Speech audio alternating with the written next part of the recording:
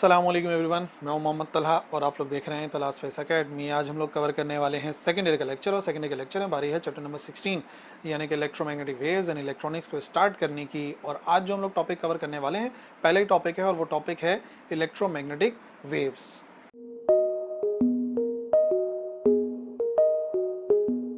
सो आज के इस लेक्चर के अंदर इलेक्ट्रोमैग्नेटिक वेव्स क्या हैं, कैसे प्रोड्यूस होती हैं, कैसे आगे ट्रांसफ़र होती हैं और फिर उनकी रिसेप्शन को भी स्टडी करेंगे आज के इस लेक्चर में।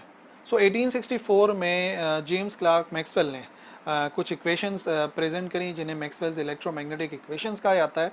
और इन इक्वेशंस के तहत अगर हम चेंज करते हैं इलेक्ट्रिक फ्लक्स तो प्रोड्यूस होती है मैग्नेटिक फील्ड, और जब हम मैग्नेटिक फ्लक्स चेंज करते हैं तो प्रोड्यूस होती है इलेक्ट्रिक फील्ड। यानी कि इलेक्ट्रिक फील्ड के चेंज होने की वजह से आप देखेंगे कि मैग्नेटिक फील्ड प्रोड्यूस होती है और मैग्नेटिक फील्ड के चेंज होने की वजह से आप देखेंगे प्रोड्यूस होती है इलेक्ट्रिक फील्ड।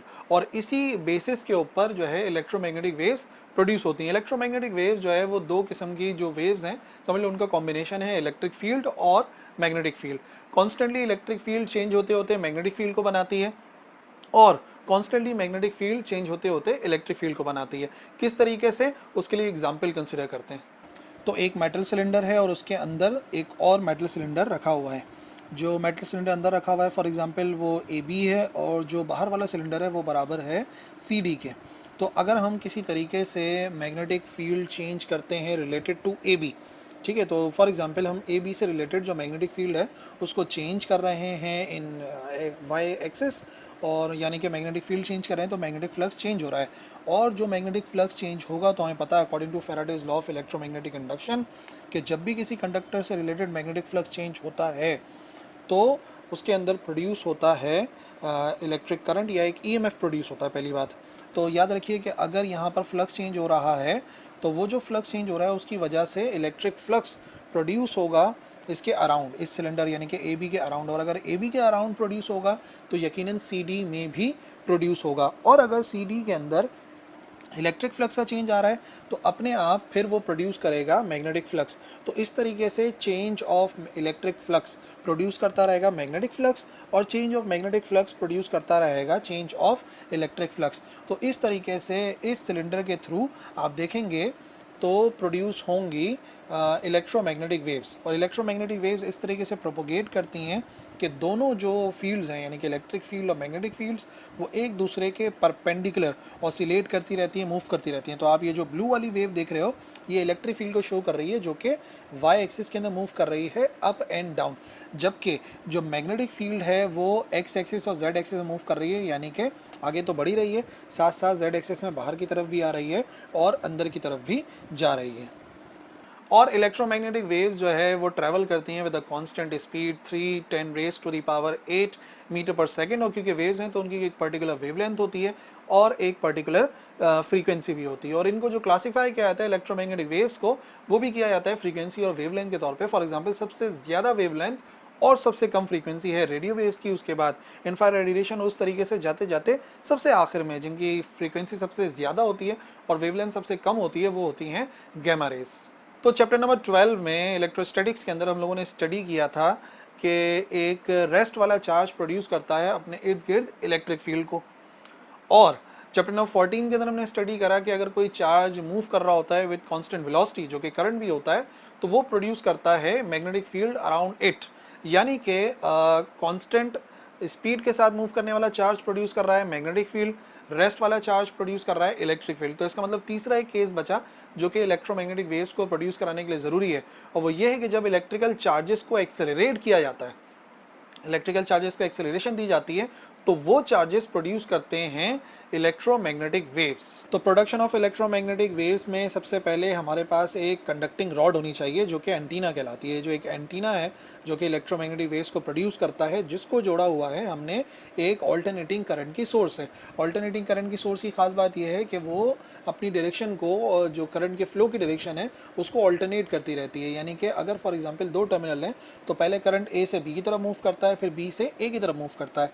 तो अगर ये ऑल्टरनेटिंग करंट इस एंटीना से यानी कि इस कंडक्टिंग रॉड से पास होगा तो आप देखेंगे कि ये जो चार्जेस हैं, फॉर एग्जांपल रेड सर्कल्स जो आपको नज़र आ रहे हैं चार्जेस हैं, तो अगर ड्यूरिंग पॉजिटिव हाफ साइकिल ये ऊपर से नीचे की तरफ जाएंगे, तो ड्यूरिंग नेगेटिव हाफ साइकिल ये नीचे से ऊपर की तरफ जाएंगे।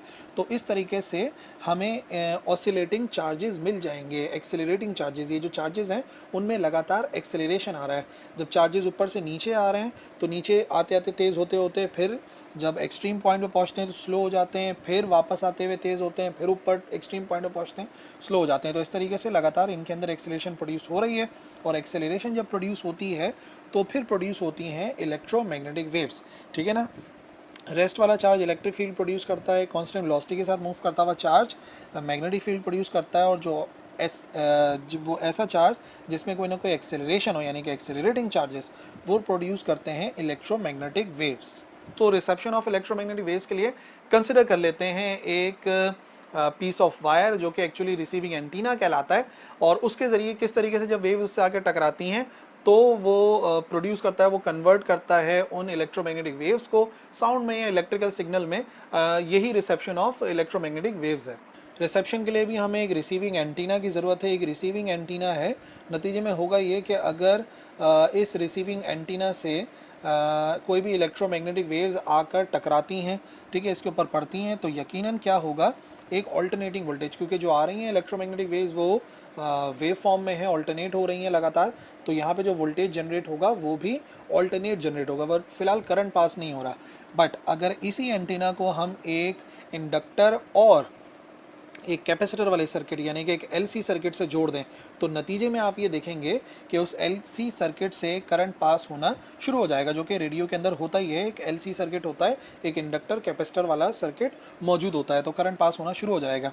बट अगर हम कैपेसिटेंस को एक ख़ास वैल्यू एडजस्ट कर दें, ठीक है, कैपेसिटेंस की हमने ख़ास वैल्यू एडजस्ट कर दी, तो ख़ास वैल्यू एडजस्ट करने पे होगा क्या कि इसकी जो फ्रीक्वेंसी है, जो इस सर्किट की नेचुरल फ्रीक्वेंसी है, वो मैंने सेट कर दी एक पर्टिकुलर, ठीक है ना, क्योंकि इंडक्टर की इंडक्टेंस हम चेंज नहीं कर रहे, लेकिन हाँ वेरिएबल कैपेसिटर लगा के हम उसी कैपेसिटेंस को चेंज कर सकते हैं, जो कि हम आम तौर पे रेडियो के अंदर जो कैपेसिटी की वैल्यू है उसको चेंज करते हैं, जो कि हम स्टेशन सेट करते हैं, दरअसल हम वो कैपेसिटेंस की वैल्यू को चेंज कर रहे होते हैं, ठीक है। तो अब मैंने एडजस्ट कर दिया इस कैपेसिटर की वैल्यू को, तो होगा क्या कि अगर कोई भी मेरी सेट की हुई फ्रीक्वेंसी से हायर फ्रीक्वेंसी वाली वेव अगर पहुंचेगी, ठीक है, तो वो हमारा जो सर्किट है इंडक्टर और कैपेसिटर का जो सर्किट है उसकी नेचुरल फ्रीक्वेंसी से मैच नहीं करेगी। तो नेचुरल फ्रीक्वेंसी से मैच नहीं करेगी तो वो उसको पिकअप ही नहीं करेगा। भाई हमारे पास इतनी सारी वेव्स घूम रही हैं स्पेस के अंदर, बट वो सारी की सारी तो हमें नहीं चाहिए। हाँ डिस्टर्बेंस ज़रूर प्रोड्यूस कर सकती हैं, बट वो रिसीव नहीं होगी हमारे रिसीविंग एंटीना के अंदर, तो यहाँ पे जो करंट प्रोड्यूस होगा वो नेग्लिजिबल होगा। यानी कि समझ लो कि यहाँ पर हमारा जो रिसीविंग एंटीना है वो रिसीव ही नहीं कर रहा कुछ भी नहीं। और अगर वही जब मैंने फ्रीक्वेंसी को लोअर किया, लोअर करने पर वो हमारे सर्किट की नेचुरल फ्रीक्वेंसी से मैच कर गया, तो रेजोनेंस हुआ। रेजोनेंस होने का मतलब ये कि दोनों मैच कर गए, मैक्सिमम करंट फ्लो कर रहा है, यानी कि उन इलेक्ट्रोमैग्नेटिक वेव्स को हमने रिसीव कर लिया, जो कि रेडियो के केस में किया जाता है। में रेडियो के अंदर फॉर एग्जांपल हमने रेडियो सेट कर दिया है FM 100 पर, तो जैसे ही हमने 100 पर सेट कर दिया, यानी कि मैंने अपनी जो रेडियो है उसकी फ्रीक्वेंसी को 100 कर दिया, तो स्पेस के अंदर हज़ारों किस्म की जो वेव्स हैं वो घूम रही हैं, बट रेजोनेट हमारा जो सर्किट करेगा, यानी कि पिक जो हमारा सर्किट करेगा वो सिर्फ कितनी को करेगा, वो करेगा 100 मेगाहर्ट्ज़ वाली फ्रीक्वेंसी को। सिमिलरली जब हमारे पास मोबाइल फ़ोन के अंदर एक सिम कार्ड डला हुआ है, तो हमारे सिम कार्ड की एक नेचुरल फ्रीक्वेंसी है जो कि उसके सर्किट पर डिपेंड करती है, ठीक है। अब हज़ारों लोग कॉल्स कर रहे हैं, और जब हम कोई कॉल करते हैं तो जो नंबर हम डायल करते हैं उससे रिलेटेड एक फ्रीक्वेंसी इमिट होती है, ठीक है। तो हमारा मोबाइल फ़ोन कौन सी कॉल को रिसीव करेगा, उस कॉल को रिसीव करेगा जिस कॉल की फ्रीक्वेंसी हमारे सिम कार्ड की नेचुरल फ्रीक्वेंसी से मैच करेगी। तो चाहे हमारा सेल फ़ोन हो, चाहे टेलीविज़न हो जो हम ट्यून करते हैं, चाहे रेडियो हो, ये सब काम करता है on the principle of reception of electromagnetic waves. That's it. I hope electromagnetic waves की reception प्रोडक्शन से रिलेटेड जो भी बातें हैं वो तमाम की तमाम मैं समझाने में कामयाब हो गया हूँगा। और अगर कोई कन्फ्यूजन रह गई है तो बिल्कुल लिखिए कमेंट सेक्शन के अंदर, मैं इंशाल्लाह रिप्लाई करूँगा। इस लेक्चर के लिए इतना ही, अगले लेक्चर मिलेंगे। अल्लाह हाफ़िज़।